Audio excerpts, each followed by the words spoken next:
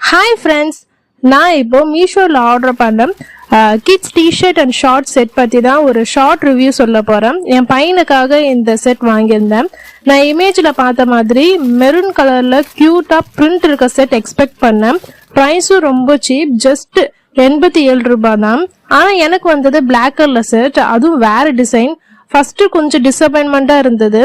ஆனால் சொல்லணும்னா quality super. Fabric சாஃப்டாக இருந்துச்சு, ஸ்டிச்சிங்கும் நீட்டாகவே இருந்தது.